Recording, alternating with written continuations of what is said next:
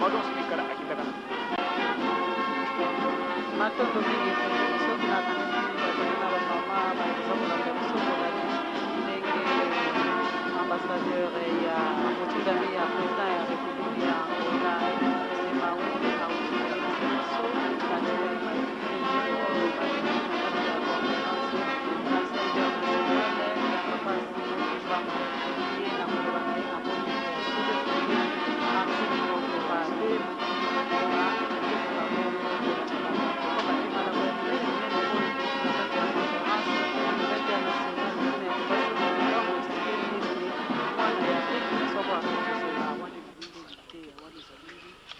À présent, nous passons, très respectueusement, nous invitons Son Excellence M. Swing, représentant du secrétaire général des Nations Unies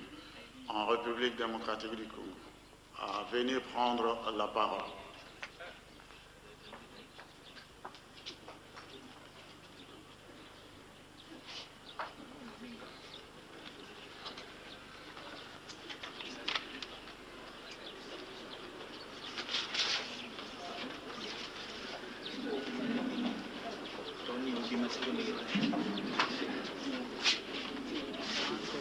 internationale ya papa Simon Kimbangu baso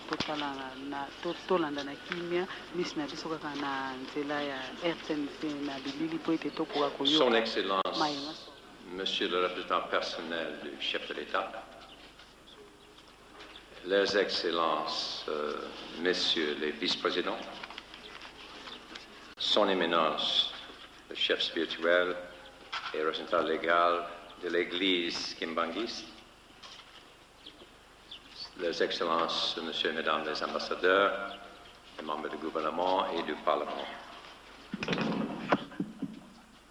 Bamama Batata Banaya Congo, Baninga Kimbangiste Mboti Mingi Nabino.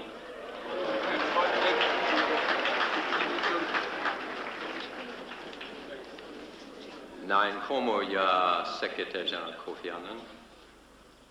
nazali na isengo mingi pona kozala na bino lelo.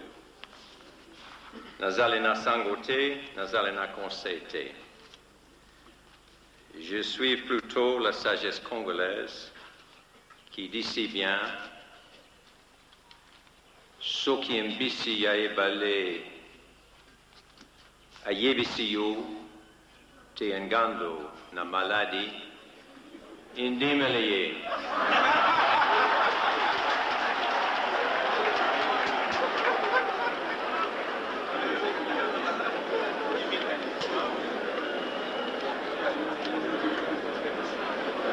Impona bango basso bafandaka na mai.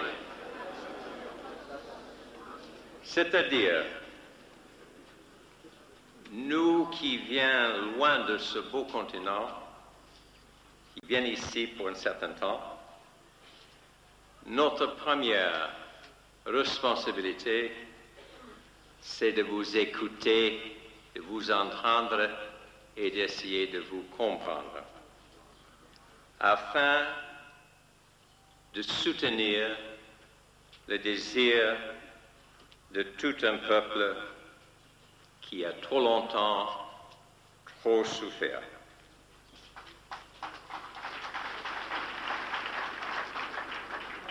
Nous avons bien compris depuis longtemps votre sagesse, Musafi Moko et Kokanakate. Je connais un peu les bonnes œuvres de l'Église kimbanguiste parce que j'ai eu le grand privilège de passer une partie de ma vie ici en Afrique centrale au début de 1974, à Bangui, et 1979 à Brazzaville, et dans les derniers temps, ici, dans ce beau pays. Je suis vraiment désolé de ne pas pouvoir assister à l'ouverture de vos travaux, parce que j'étais appelé à Bruxelles pour défendre le plan d'action humanitaire en faveur de la République démocratique du Congo. Une intervention après l'autre à Bruxelles a dit plus ou moins la même chose, que le Congo représente la crise humanitaire la plus grave depuis la Deuxième Guerre mondiale. On connaît très bien les statistiques, mais derrière les statistiques sont des familles. Presque 3,9 millions morts, 3,4 millions déplacés, 500 000 réfugiés dispersés dans tous les 9 pays dans le voisinage, 17 millions mal nourris ou pas nourris de tout, 1,4 million avec le VIH-Sida, 2000 victimes des mines antipersonnelles et j'en passe. La clôture des travaux de la conférence internationale sur Papa Simon Kimbangu me donne l'occasion de vous présenter à vous tous, Kimbanguistes, les très chaleureuses félicitations de Monsieur le Secrétaire général des Nations Unies, Monsieur Kofi Annan, moi-même et toute la famille onusienne ici au Congo.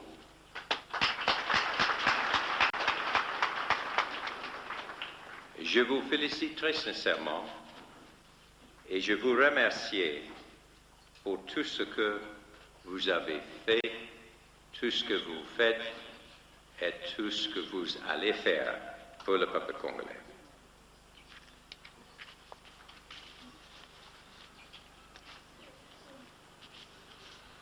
Je voudrais,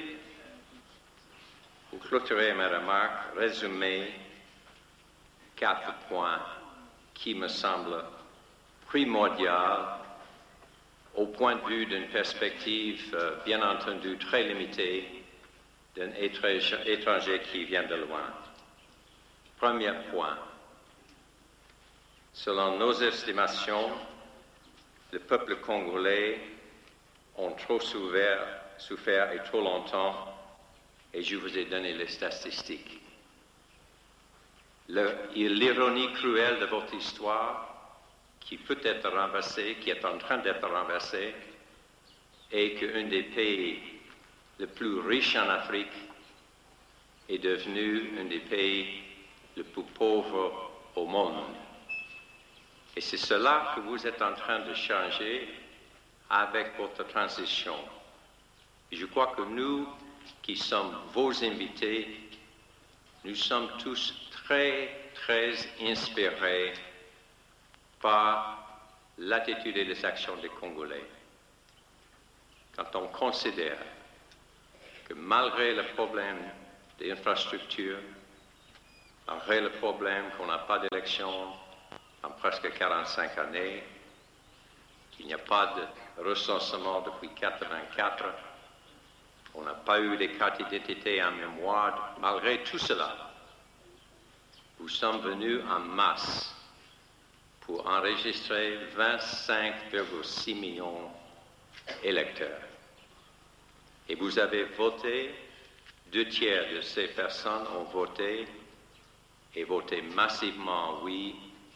dans le référendum pour la Constitution. Deuxième point, à notre humble point de vue, le Congo est plus proche des élections libres, démocratiques et transparentes, c'est-à-dire les élections crédibles, que jamais. Vous êtes déjà dans la période post-référendaire et on vous félicite pour cela. Troisième point, le Congo a plus de soutien international que jamais depuis l'indépendance. Quatrième point, et le dernier point, la réussite de la transition au Congo va transformer le visage de l'Afrique. ça va donner l'Afrique plus que la résolution de n'importe quelle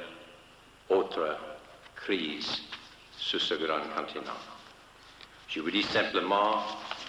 mes respects, mes remerciements, mon admiration pour le travail bien fait ici,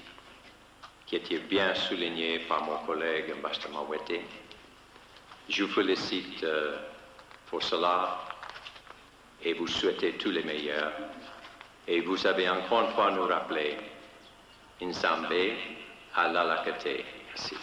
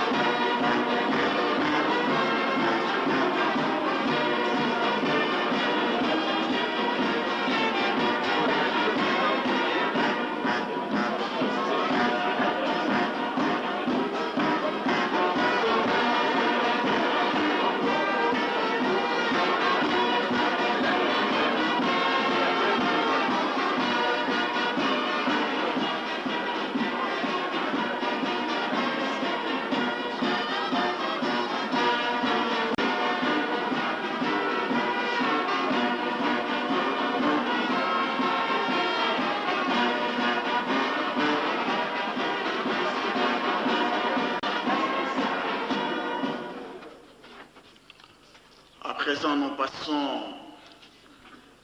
au message de Monsieur le vice-président de la République en charge de la commission gouvernementale socio-culturelle, son Excellence Arthur Zaïdi Ngom. Très respectueusement, je vous invite à venir prendre la parole.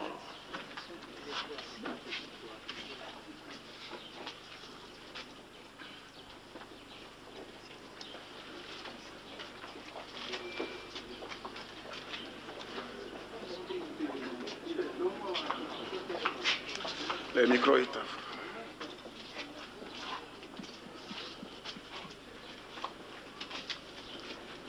Éminence,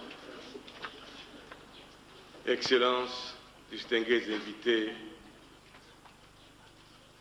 Mesdames, Messieurs,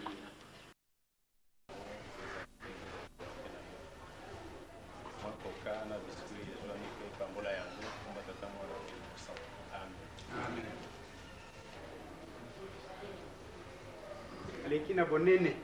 ya bule Simo Kimbangu Kiangani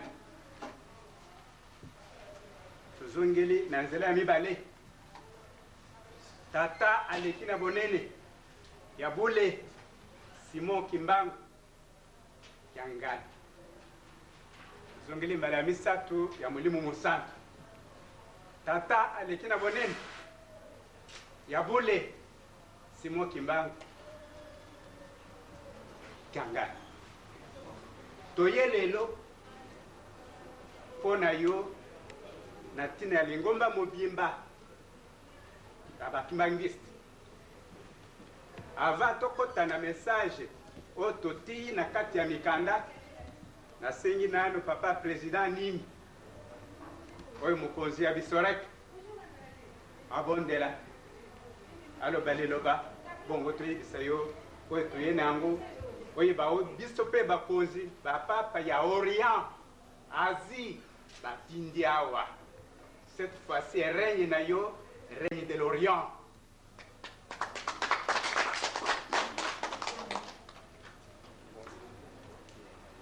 nakumwa tata mwana pele musantu tata nzambe kolosi le musantu papa Simo Kimbangu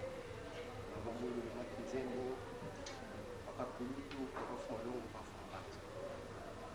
papa Simo Kimbangu Kiangani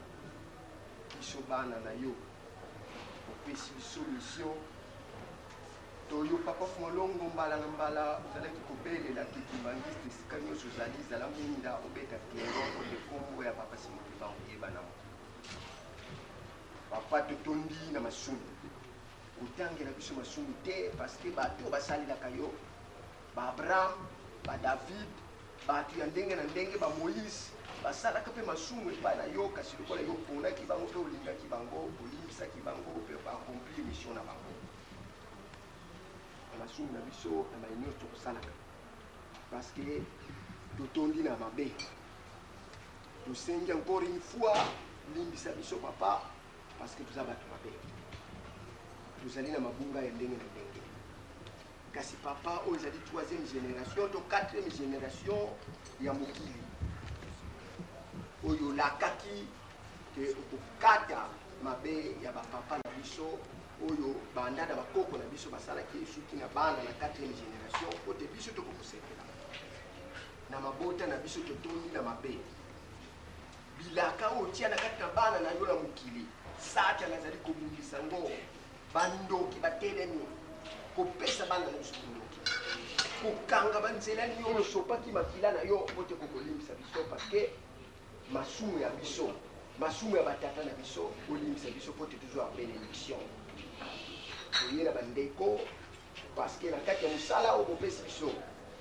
na biso rek bureau d'intervention sociale et humanitaire au gouvernement créé po ekosangisa mangomba nyonso po tocréer baction sociale mangomba nyonso baza membre bandeko basengaki ke bamona papa na facilité bango tata yokela biso mawa bitumba eza makasi bayini baza makasi bandeko na biso moko kutu bamama na biso batata na biso bakomi bandoki kobundisa biso kasi tomipesi na maboko na yo po te tuta nzambe biso kaka te melingomba mobimba na bisika nyonso bana no bazali fungola bango po te tuta nzambe obrise babarrière nyonso po biso tosala bato nyonso baza na baposte ya leta to ya mangomba étranger to ya ndenge na ndenge batondi na bakisi na makambo ndenge na ndenge bazoteka bato papa fungola nzela po te bana na yo mpe bakoka kozwa misala na tous les niveaux po bakonzi mingi po baza koya na église na biso lokola Congrès des fédérations des églises catholiques, orthodoxes, coptes, luthériennes, anglicanes, prophétiques, pentecôtistes, union bouddhique et judéo-chrétienne d'Afrique, en logo, magistère panafrique. L'hymne de l'unité. Tous nos espoirs sont pour l'unité. Nos rêves eux-mêmes sont pour l'unité. Nous donnerons nos vies pour l'unité. Viens enfin, unité. Unité qui sauve les hommes. Unité qui sauve toutes les nations. Viens vite parmi nous, unité. Viens enfin, unité. Heureux le peuple qui chante, dit-on. J'invite mes 2 ou 3 confrères de m'aider à chanter, puisqu'il s'agit de l'hymne à l'unité. Tous nos espoirs sont pour l'unité, nos rêves même sont pour l'unité. Nous donnerons nos vies pour l'unité, viens enfin unité. Unité qui sauve les hommes, unité qui sauve toutes les nations, viens parmi nous, unité, viens enfin unité. Tous nos espoirs sont pour l'unité, nos rêves même sont pour l'unité. Nous donnerons nos vies pour l'unité. Viens enfin unité. Unité qui sauve les hommes. Unité qui sauve toutes les nations. Viens vite parmi nous, unité. Viens enfin unité.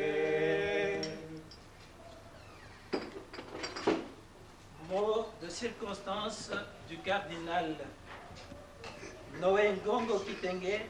primat président du Conseil suprême catholique panafricain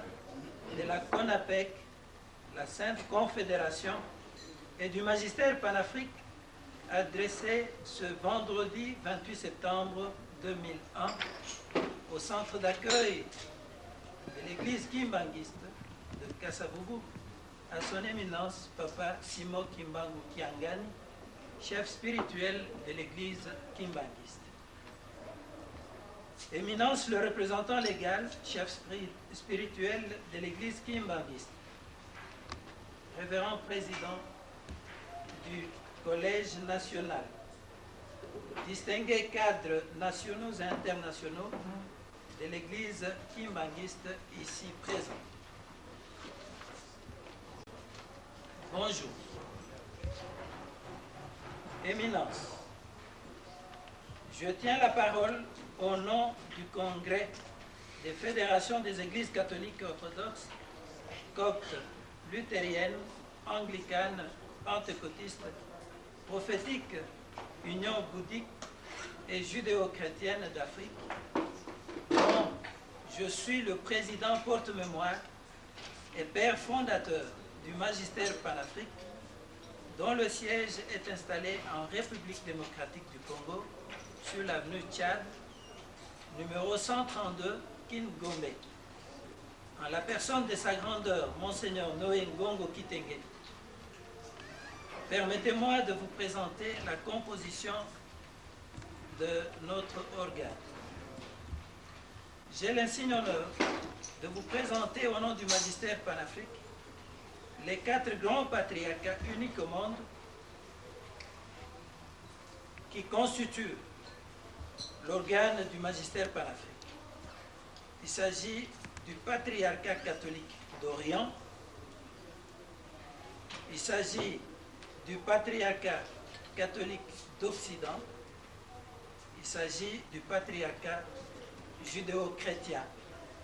et de l'union bouddhique. Éminence, qu'il nous soit permis de remercier d'abord notre Dieu, Père Tout-Puissant, Créateur de l'humanité, qui nous a donné cette occasion de nous rencontrer ce jour historique dans cette salle du centre d'accueil de votre Église pour nous recevoir en audience. Audience par laquelle nous vous félicitons pour la disponibilité que vous avez bien voulu manifester à notre endroit. Étant tous frères en Christ, qui menons ensemble un combat acharné pour ravir les âmes que Satan est en train de distraire et de conduire dans la perdition, afin de les guider auprès de notre Père céleste, qui est le Tout-Puissant et Créateur de l'humanité. Nous sommes venus vous rendre visite ce jour de la même manière que les 3 mages ont rendu à notre Seigneur Jésus-Christ visite lors de sa naissance, car ils avaient été prévenus par l'ange que le Sauveur de l'humanité est né. De cette même manière, nous sommes venus vous rendre un vibrant hommage pour votre couronnement par Dieu, d'abord, et le staff dirigeant de l'église kimbanguiste, qui ont tous voulu placer leur confiance spirituelle en votre personne et ont suivi les derniers mots laissés par les anciens chefs spirituels de votre église, qui vous ont consacré chef spirituel de cette même église. Il s'agit de Papa Simon Kimbangu, de Papa Djangen Joseph et Papa Djalungana Salomon, les pères spirituels de l'homme noir qui se trouvent aujourd'hui dans l'au-delà et à qui nous rendons un vibrant hommage en observant 1 minute de silence en leur mémoire.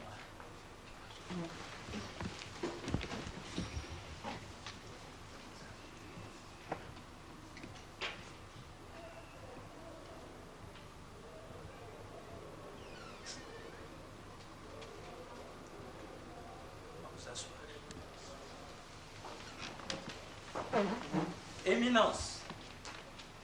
Nous sommes des églises étrangères, anciennes et traditionnelles, installées en Afrique à partir de la République démocratique du Congo, dont les chefs suprêmes sont installés en patriarcat d'Orient et d'Occident, etc., etc. Mais étant des Africains, nous sommes conscients que notre père spirituel est Simon Kimbangu.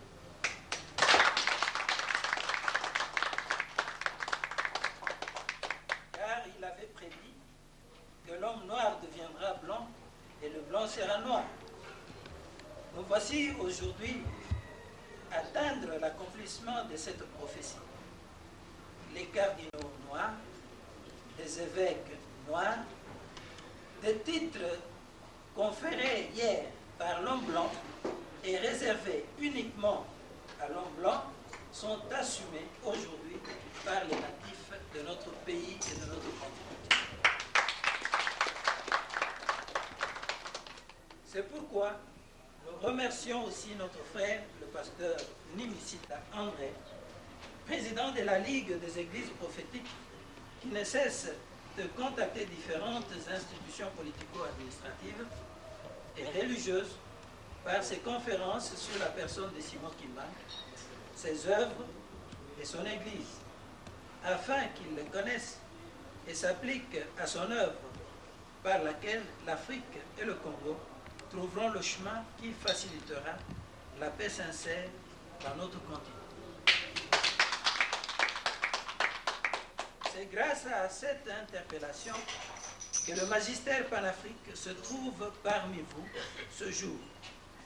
Et nous avons souhaité vous rencontrer ici afin que nous puissions vous soumettre nos préoccupations ci-après. Primo, nous souhaitons effectuer une descente en Kamba pour nous recueillir devant le mausolée de la famille Papa Simon Kimbangu. Secondo, étant donné que le pasteur Nimisita dirige une plateforme regroupant toutes les églises de la République démocratique du Congo attachées au service social de la présidence de la République et du gouvernement à vocation socio-économico-humanitaire, dénommé Bureau d'intervention sociale, économique et humanitaire pour la reconstruction du Congo ainsi du SOREC, nous souhaitons nous organiser avec tous les autres chefs religieux du pays, membres de BISOREC, afin d'inviter, avec l'accord du gouvernement, tous les chefs religieux du monde à se rendre en Kamba le 24 décembre 2001, lors de la célébration par nos frères kimbanguistes du 40e anniversaire de la reconnaissance de l'Église par l'État congolais. Nous procéderons à la décoration solennelle du chef spirituel Simon Kimbangu Kiangani en qualité de grand cordon de la liberté.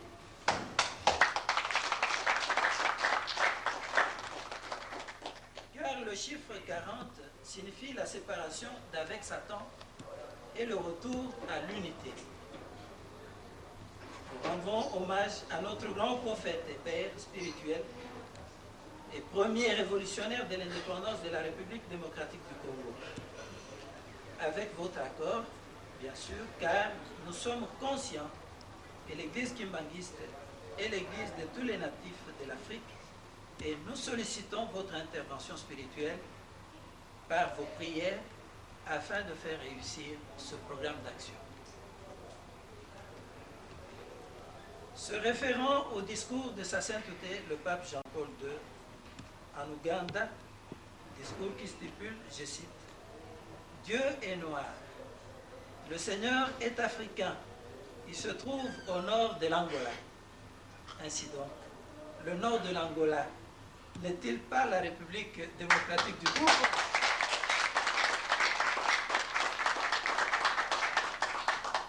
Éminence et chef spirituel, pour terminer,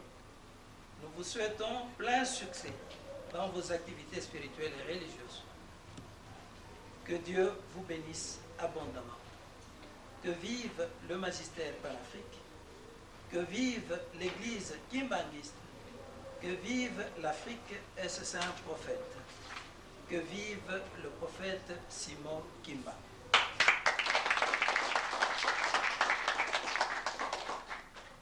Je vous remercie au nom du magistère panafrique, représenté par sa grandeur, Monseigneur le cardinal Noé Ngongo Kitenge, prélat de l'Église catholique orientale de Babylone, patriarcat d'Irak et président panafricain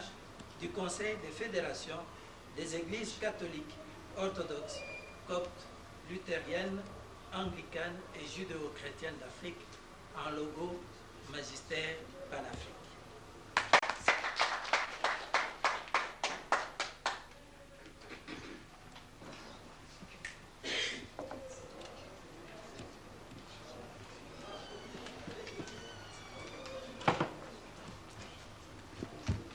Christus vinci.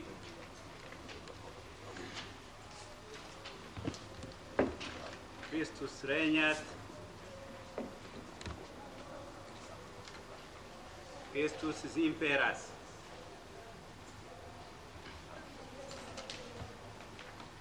Pax Christi in regno Christi.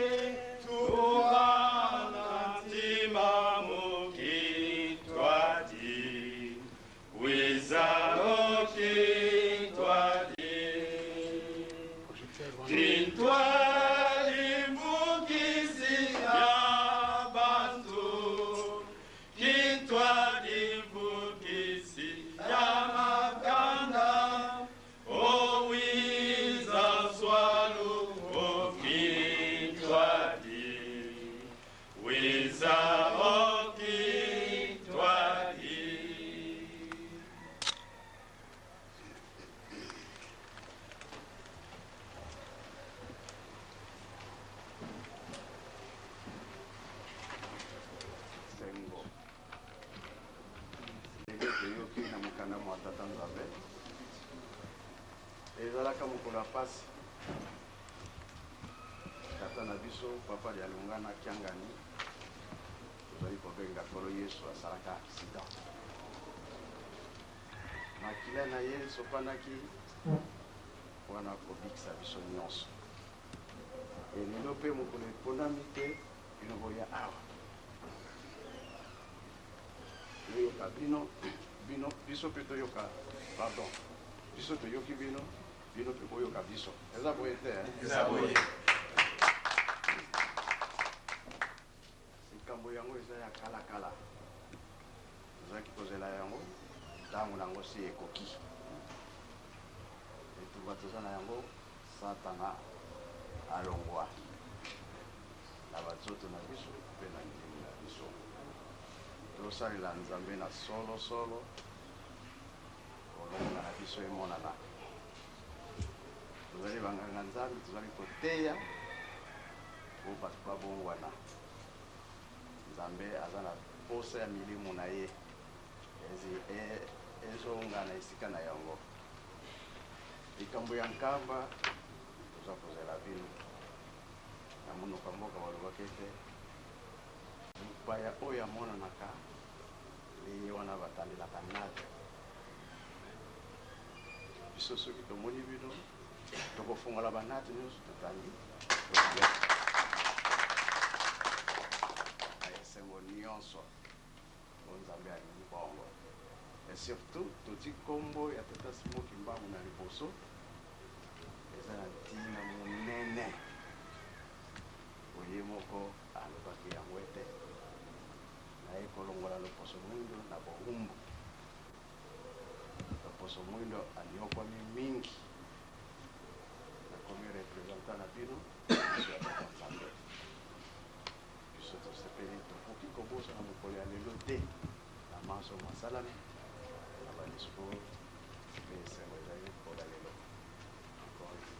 Merci.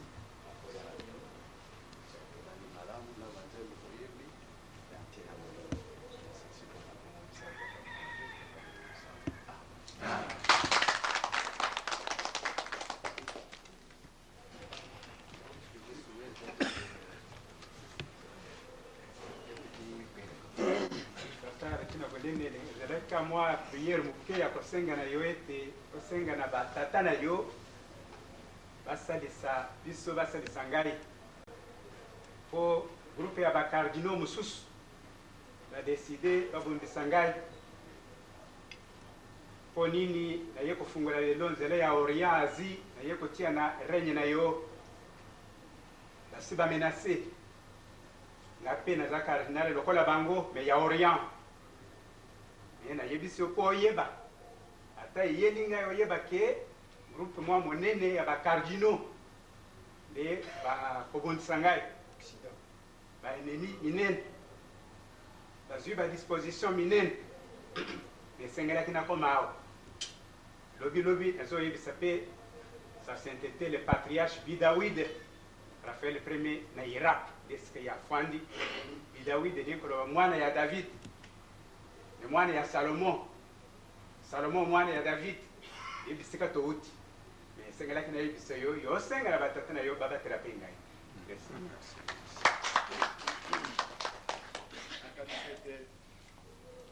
ofonde yango te soki nzambe alati yo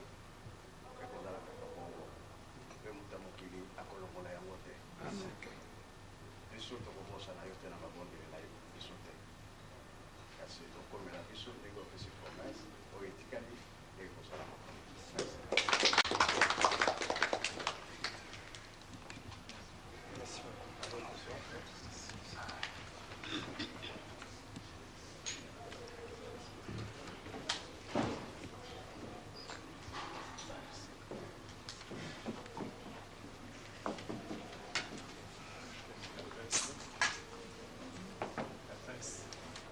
mama mwalimu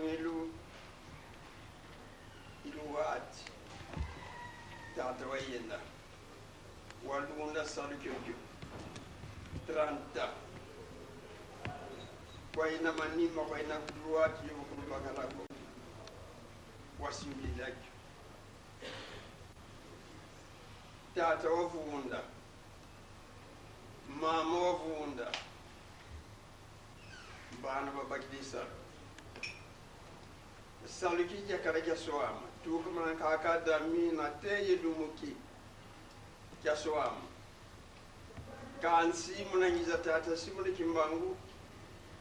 yanro bombuta ndozi kabalo telenge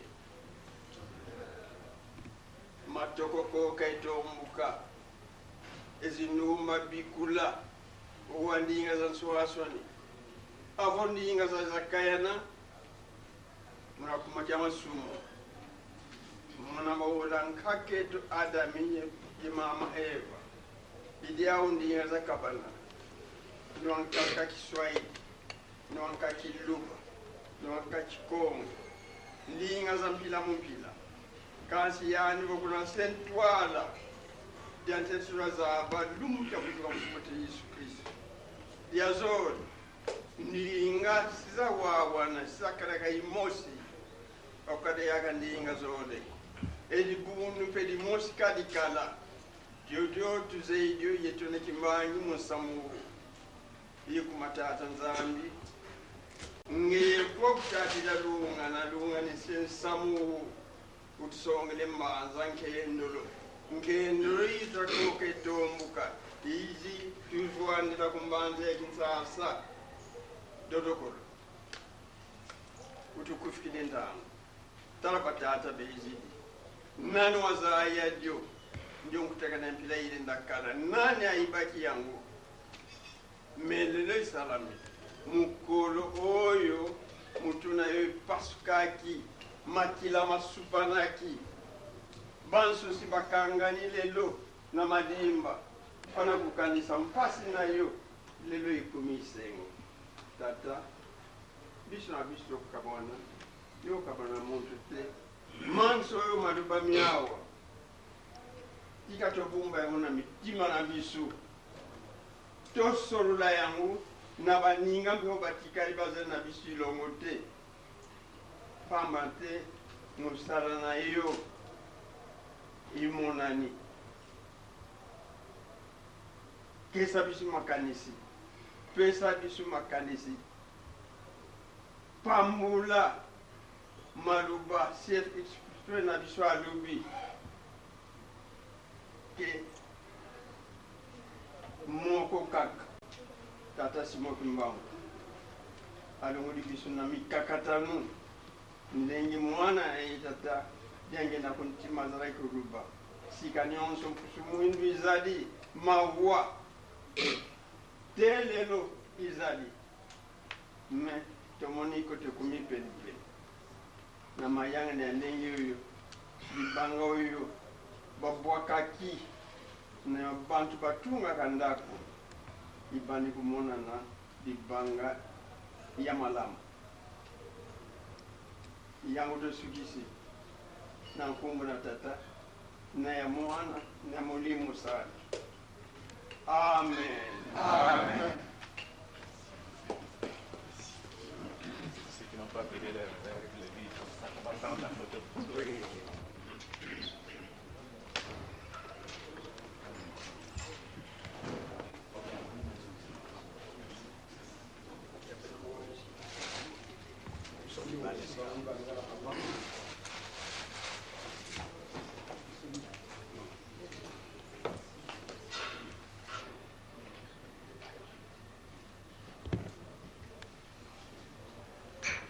Salut papa.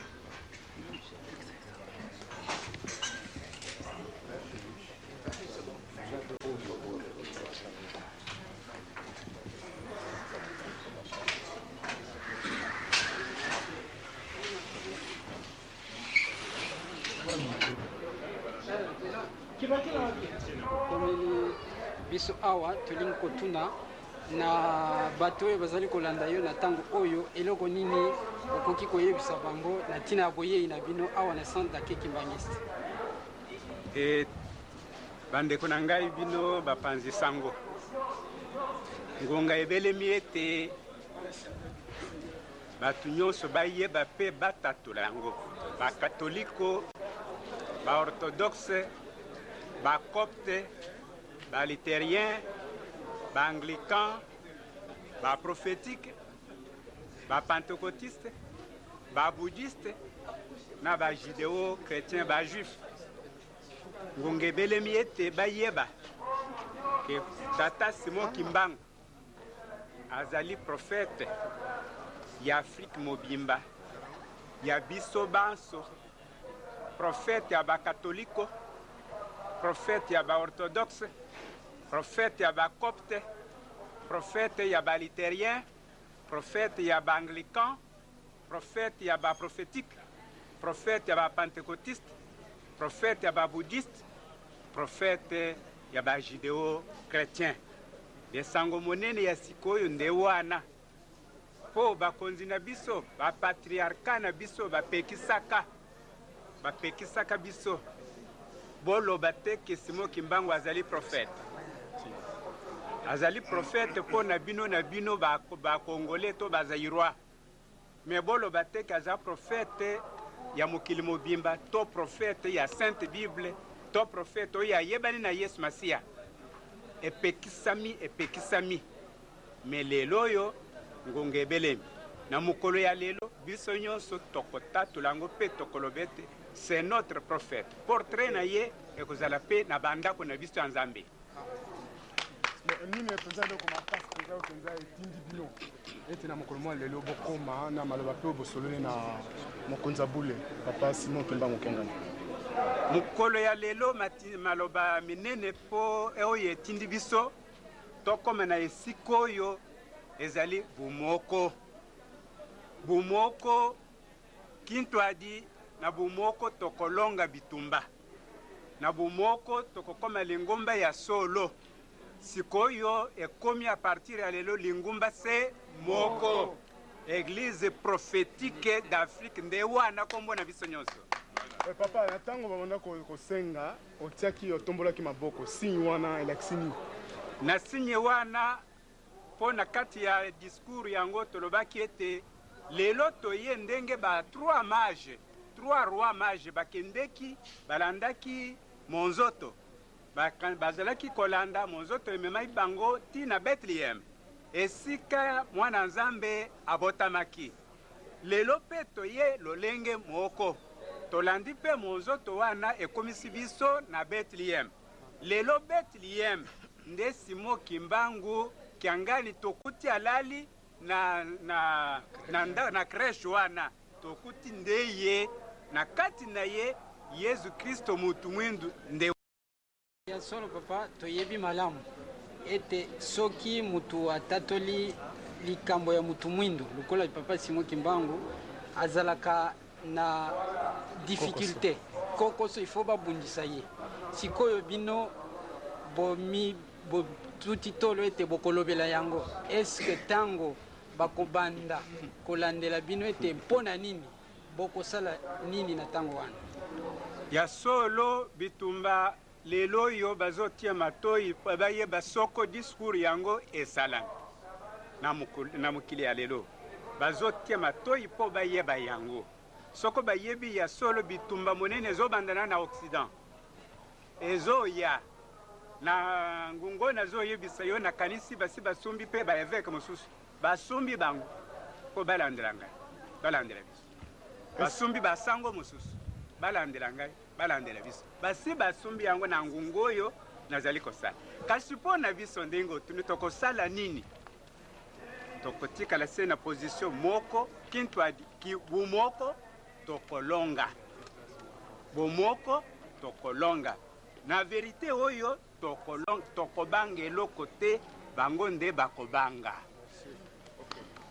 Sika oyo okutani na papa Malongo papa Simon oyoki ye omoni ye nini okoko loba na ba oyo ba yete to makambo nini okoko loba na kati ya ndenge bosolo na mukolo ya lelo nazomemela bango sango ya ozana ozana ozana tomoni ye ayambi biso tolie na ye tomeli na ye andimeli biso andimi biso pe alingi biso bino banso boya tokende epai na ye boya e tokende epai ya papa oyo aleki na bonene ya bule Simon Kimbangu Kiangani. Liloba ya suka na bayeba kolanda yo na visite na bino nini ya suka okoki koloba liloba ya suka na baoyo nyonso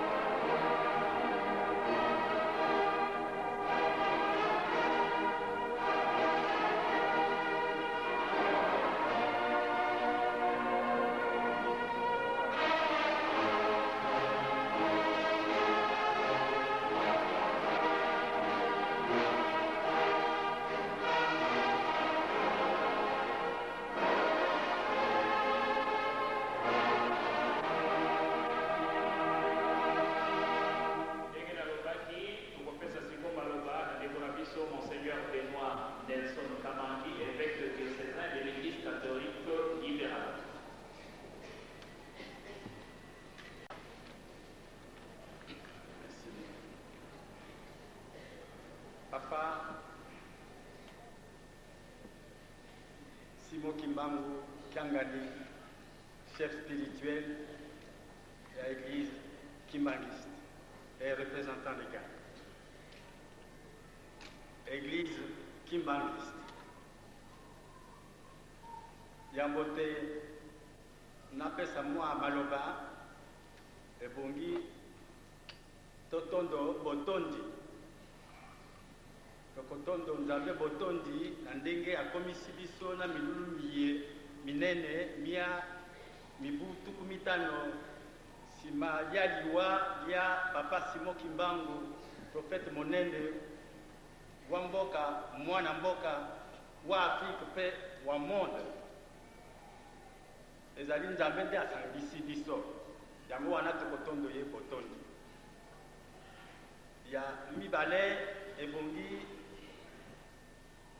toyebisa ndenge nini tokomi awa solo nazali episkopo wa eklesia catholique libérale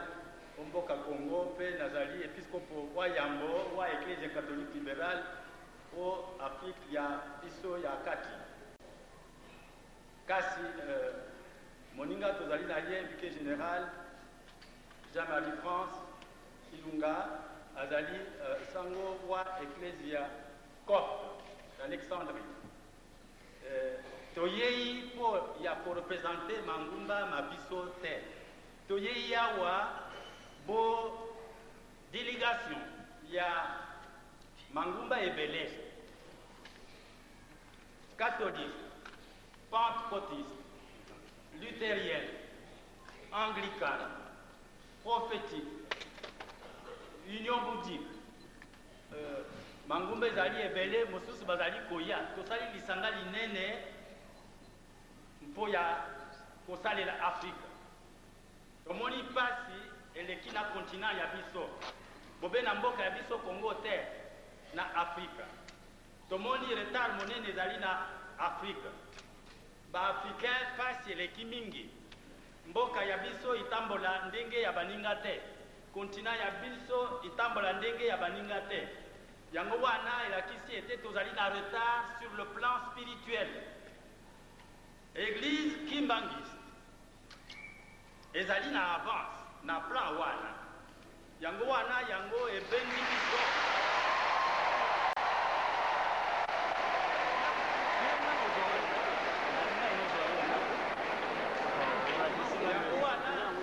eklesia kimbangiste ebendi biso esika eye nguya ya limusantu ezaliwe esika eye ngamba Jerusalem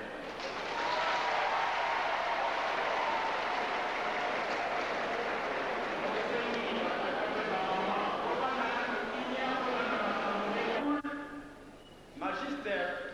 Congrès panafricain tozali toyeya wa mpo ya kosangana kolakisa bolingo bwa biso na église kimbangiste kolakisa bondeko omolulu moye kolakisa ete tozali na bino esprit âme et corps tozali na bino tokozala na bino tokotika bino te yango wana toyei mpona kosenga bolimbisi na papa Simon Kimbangu pamba te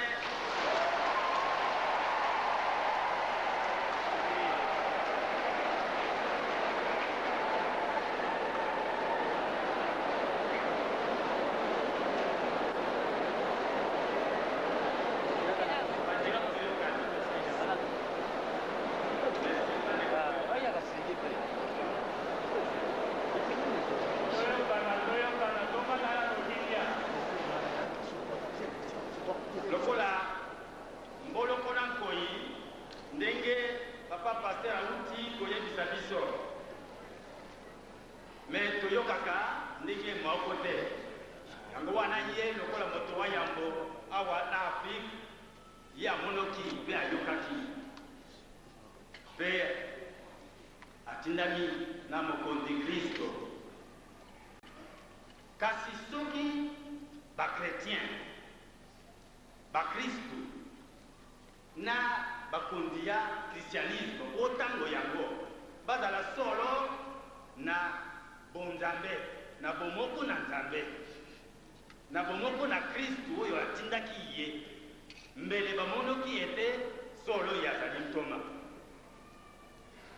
malheureusement etumba ebandaki etumba mpona ko étouffer dans leur mission ya Simon Kimbangu biso pense toyebi ete banda 1921 bakangaki ye asali mibu tukumi misato o boloko aye kokufa le 12 octobre 1951 tokokisi mibu tukumi mitano sikoyo nde makambo akomi kopima ndenge baza kopima sikoyo ndenge papa représentant légal ayebisaki biso ete bokende kopanda sango non seulement bakimangiste bato banso ba bonne volonté bokende bopanda sango ete papa Simon Kimbangu kati na ye wana ezalaki incarnation ya Yemusantu ekoki kopesa mwa kokoso na boyambi bwa bato bazwaki évangile ya révélation judéo-chrétienne na colonisation pamba te esika wana mwa mbeba ezali me solo se solo Yesu Kristu amoni pasi babomi ye asekwi yambo te alimwa au plan physique alobina bayekoli baye ete namoni bokoki te bokoki na ino te bozaki kokoka pamba te nazaki kati na bino laki kotinda bino me sikoyo soki elimu santu te bokokoka te yango wana bozela botikala na bomoko bakimangiste botikala na bomoko me bomoko bona botikala na désordre te nzoto nyonso elaka na motu elaka na makolo yango wana motu de papa représentant légal chef spirituel na libota liso ye lizali zingazinga na ye solo se solo soki botikali na bomoko vent ya saint esprit eye ekotaki na mboka oyo Congo na kati ya Afrique ekopesa ba événement sur événement makambo isi ndenge na ndenge bakosalema oyo ezali nde source ya civilisation ya l'homme noir solo pamba te discipline église kimbangiste ezali na yango eleki makasi ordre discipline botosi bwa liloba botosi bwa mitindo yango nde ezali kobimisa misala miyembe ezali komona no sikoyo boni totia tembe yango wana toye kosenga pardon na papa Simon Kimbangu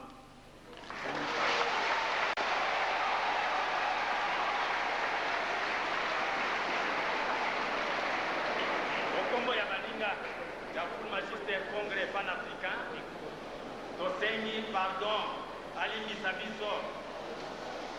tozali bana baye alimbisa biso solo ye azali mosanto wa biso ezali lokuta te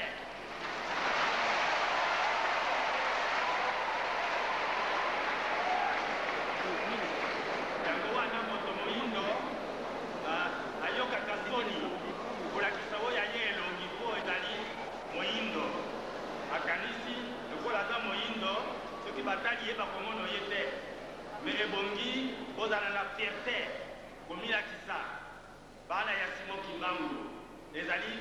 kopesa soni te solo se solo tala esika oyo ekomi kobenda ekomi na puissance ya Nzambe ezali kobenda bato ya mokili mobimba solo soki ezala pamba ekoki kobenda lokola aimant ndenge ezali te yango wana totondi bino botondi na ndenge bokomisi kimbangisme lokola code de route ya biso bato moyindo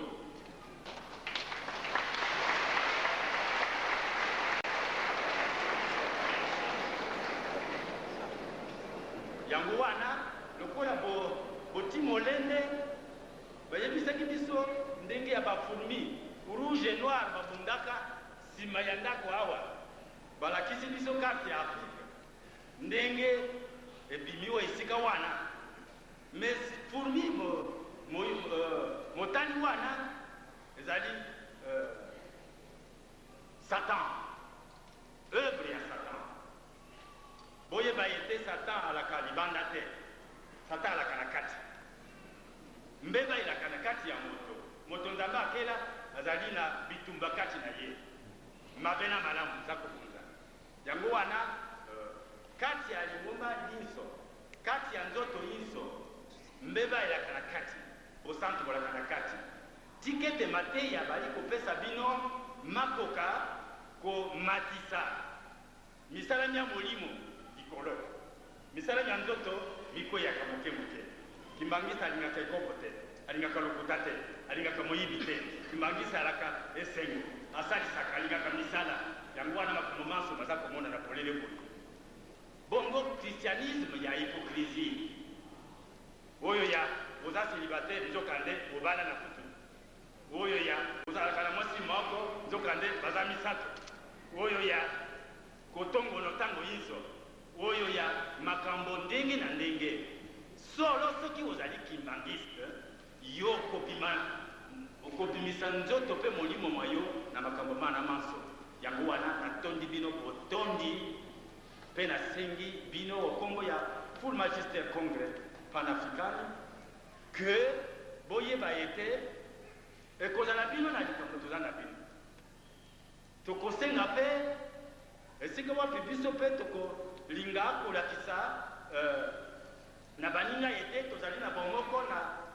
église kimbangiste tomona mpe bino yango wana ekopesa esengo tosengi na afrique mobimba ete ezala bakonzi ba mboka ezala bakonzi ba mangumba ezala bakonzi ba misala ndenge na ndenge mpo afrique etelema totala nanga mosala mozali kati ya église kimbangiste totala solo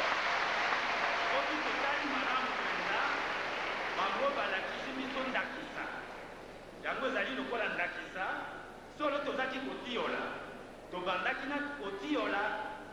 solo ata ngai natiola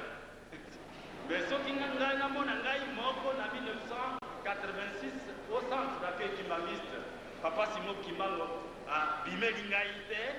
mbele naza se kotiola me banda date yango ngai nayebi ke aza mosango amen